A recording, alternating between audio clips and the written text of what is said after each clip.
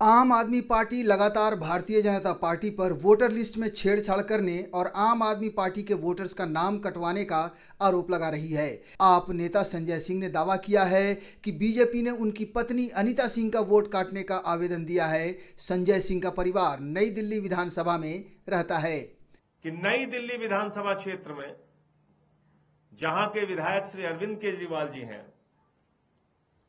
वहां पर हमारी पत्नी अनीता सिंह जी का नाम कटवाने के लिए एप्लीकेशन दे दी और एक बार नहीं दी, दो बार दे दी। 24 दिसंबर को और 26 दिसंबर को।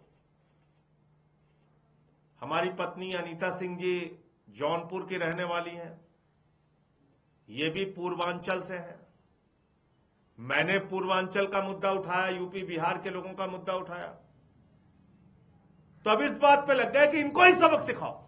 आप संयोजक अरविंद केजरीवाल ने भी बीजेपी पर आरोप लगाया है। अरविंद केजरीवाल ने कहा है कि बीजेपी दिल्ली चुनाव में अपनी हार मानकर बेईमानी पर उतर आई है। केजरीवाल ने दावा किया है कि बीजेपी ने अकेले एक निर्वाचन क्षेत्र में 11,000 मतदाताओं के नाम हटाने के आवेदन दाखिल किए थे, लेकिन मुख्य निर्वाचन आयुक्त के हस्तक्षेप के बाद इस कदम को रोक दिया गया। वहीं बीजेपी प्रवक्ता शहजाद पूनावाला ने आपके आरोपों का जवाब देते हुए रोहिंग्या वोटर तक पहुंच गए। अभी थोड़े दिन पहले हम लोगों ने आपको बताया था कि किस तरह से इन्होंने एक ही विधानसभा में शादरा में 11,008 वोट काटने के लिए एप्लीकेशन दी। बकायदा बीजेपी के लेटर हेड पे बीजेपी की मोहर लगा के 11,008 वोट एक ही विधानसभा में काटने के लिए दी। वो विधानसभा पिछली बार हम 5,000 वोट से जीते थे।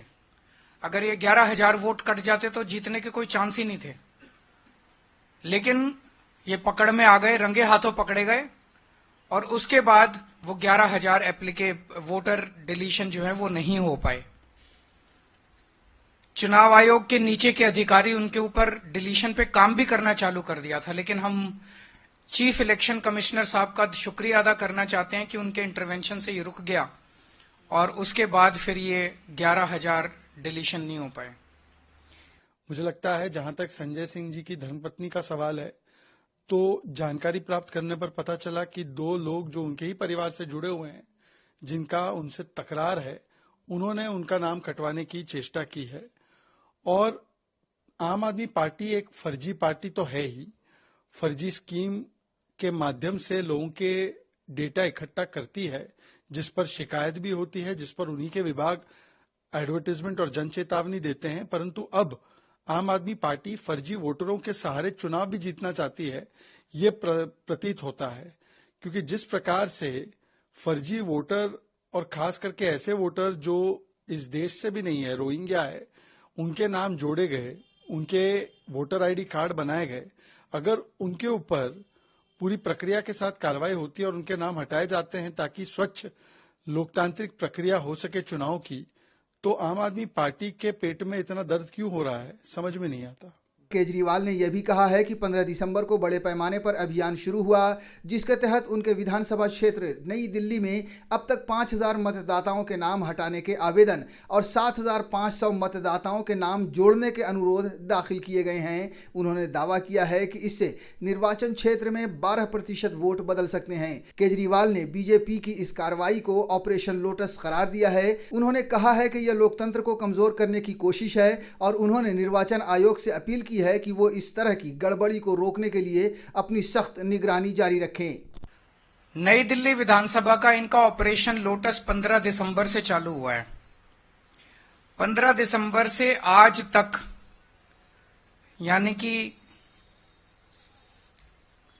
15 दिन में इन्होंने लगभग 5,000 एप्लीकेशन डिलीशन की डाली है। 5,000 वोटर्स डिलीट करने की एप्लीकेशन 15 दिन में डाली है और लगभग 7,500 एप्लीकेशन इन्होंने एडिशन की डाली है। मैं आप लोगों की जानकारी के लिए बता दूं कि चुनाव आयोग ने 7,500 एप्लीकेशंस एडिशन की, 7,500 वोट ऐड कराने के लिए और 5000 वोट डिलीट कराने के लिए। और मेरी विधानसभा में टोटल वोट 1,06,000 हैं।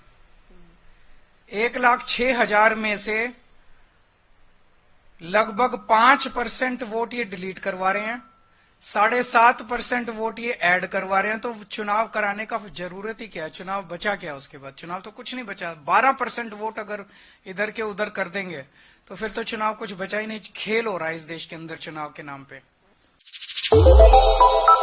श्रेष्ठ भारत पर खबरों से जुड़े रहने के लिए चैनल को सब्सक्राइब और लाइक करें, बेल आइकन दबाएं और देखते रहें श्रेष्ठ भारत।